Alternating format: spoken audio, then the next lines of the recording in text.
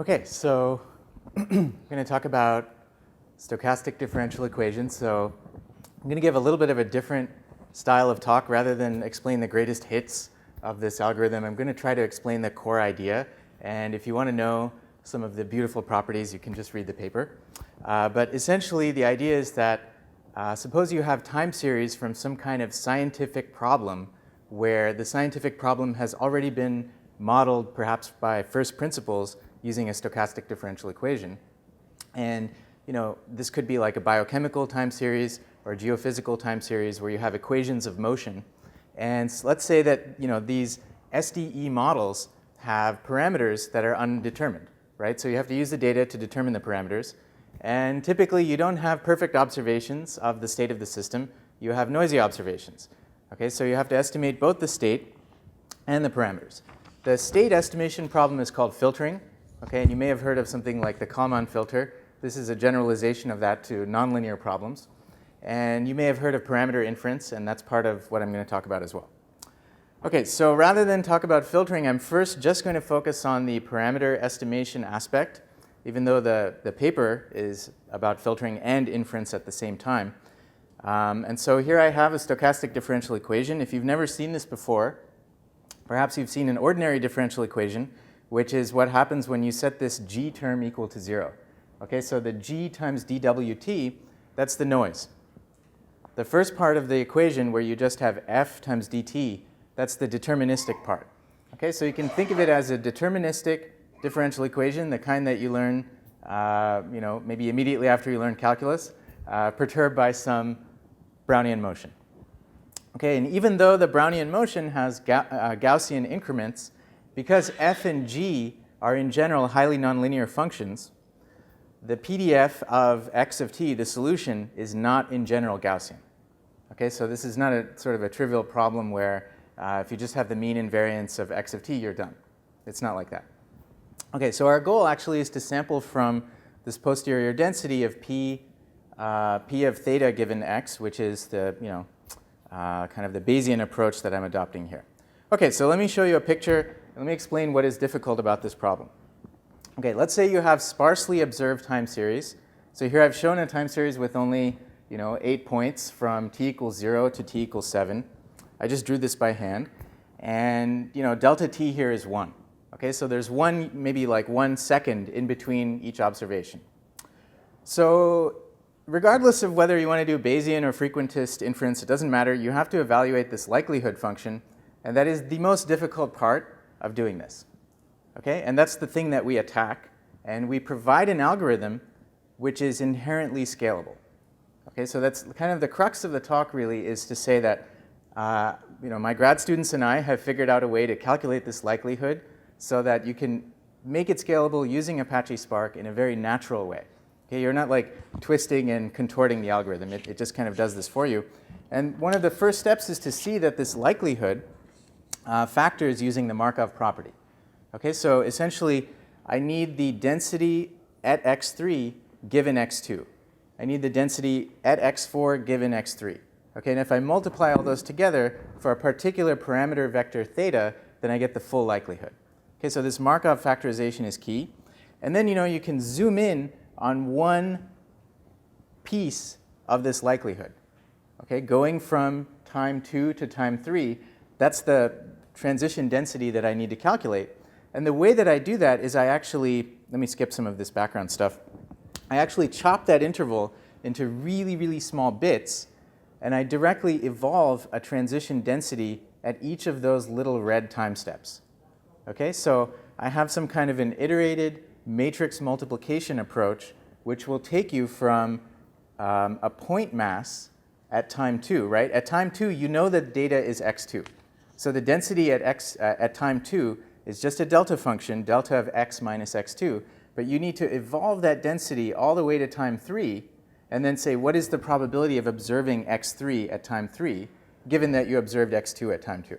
Okay, so I evolve that forward, and the same kind of technique works for multiple sample paths. But let me just explain the key step here, which is to say that if you discretize the stochastic differential equation in time, then that's this Euler-Maruyama equation here.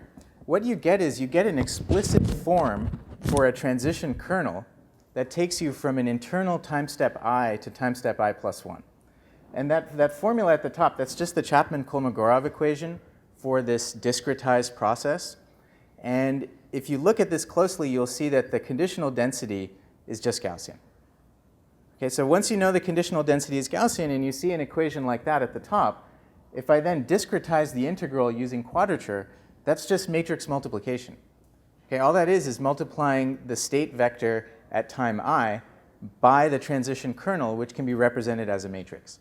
If I just keep multiplying by this matrix, then I'll evolve the density forward until the time when I need to calculate the requisite likelihood.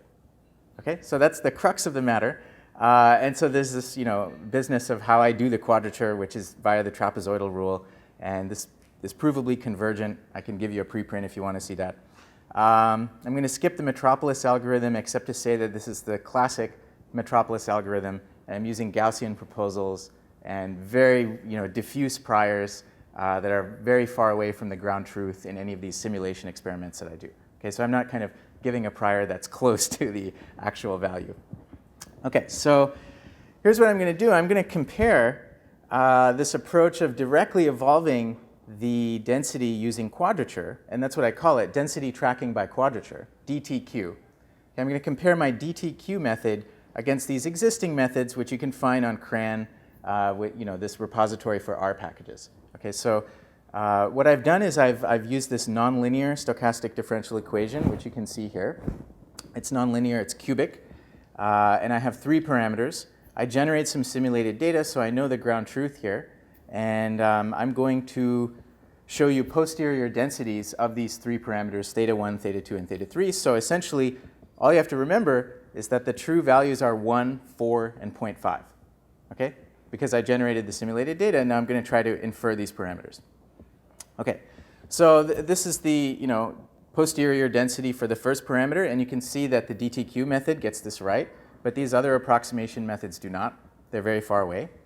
That's because we're actually taking lots of internal time steps between the delta t of the data, right? These other methods are not. Okay, so they're going directly from 2 to 3 and 3 to 4. I'm taking very fine time steps in between. Okay, again, you can see that for theta 2, we capture the true value of 4, and for theta 3, we're capturing the true value of 0.5, and the other methods are very far away. Okay, so how do we do this in Spark? As I said, we have repeated matrix multiplication, and rather than do this matrix multiplication in full, because the kernel is Gaussian, I know that it's strongest at the diagonal, and it decays to 0 away from the diagonal. Okay, and based on some rough estimate of the variance of this Gaussian, even though the kernel is nonlinear, I can tell you, how many columns you have to go out along each row before it decays below machine precision. Okay, so instead of doing the full matrix multiplication, what I can do is I can kind of take this matrix and represent it as kind of a stack of blocks, and then I can essentially just do a bunch of dot products between a windowed version of the state vector down below. Okay, so down below there's kind of this windowing operation where I take like windows of the different pieces that I need for the full matrix vector product, and then I just combine everything. So this is kind of making use of a library in Scala called Breeze, which uses the Intel math kernel library and implements numerical linear algebra in a very nice way. Okay, the other thing is what I mentioned earlier, which is that each piece of the likelihood is actually separate because of the Markov property. And so I can naturally farm out each of those to different Spark cores. Okay, so this is a very natural thing because the computation from 2 to 3 doesn't influence at all what happens from 3 to 4. Okay, that's by the Markov property. Okay, so this is the other thing that I do. And so basically for the full filtering and inference work, you're going to have to read the Big Mind paper, and I'll give you a link to that. But just to give you a flavor of what's being done there, I no longer assume that I have direct observations of x. Okay, so I assume I have noisy observations of x, and I assume that the variance of that noise actually is unknown and must be estimated. Okay, so I have just general noise applied to the observations, and I have a joint posterior, and this is what I get for kind of a simulated data test where the vertical red lines are the ground truth, and The posterior densities here are what I get from my algorithm. So it's doing quite well, I would say. And here's what I get for the posterior over the entire state time series from, let's say, 0 to 50. Okay, so here the observations are red. Those are the noisy observations of the true state. And the posterior, I've represented it as kind of this gray mass. That's kind of a density at each point in time over the states. And so the mean inferred state is given by the black curve. And you can think of that as kind of the filtered version of the red curve. And it is indeed, it's smoother, and it's, according to me, it looks right. I can talk to you more about that later if you have doubts. Okay, so in terms of scaling, these are very, preliminary results. We're kind of putting in a lot more time into this, and we'll hope to have a Spark package at some point. But the algorithm scales linearly at the moment in the length of the observation series. That's because I'm computing a posterior over the entire time series at once. And so the next step for us is to go one observation at a time. And the scaling in terms of the number of Spark processors right now is kind of 1 over square root of n. Okay, so if you want the time to decrease by a factor of 2, you need 4 times the number of processors. This is not ideal, but there are a lot of parameters that we haven't quite tuned yet. As I said, this is kind of our first attempt at this. Okay, so future steps would be to do Bayesian inference of the drift and diffusion functions rather than just parameters in those functions. So in other words, can you learn the shape of the drift function and the shape of the diffusion function, f and g, kind of non-parametrically?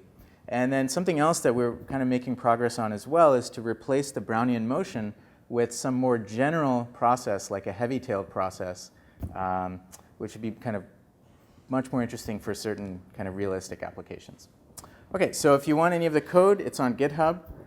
If you want any of the papers, you can find them at this link. You can also email me with any questions you have about this, and I'll take any questions right now as well. Thanks.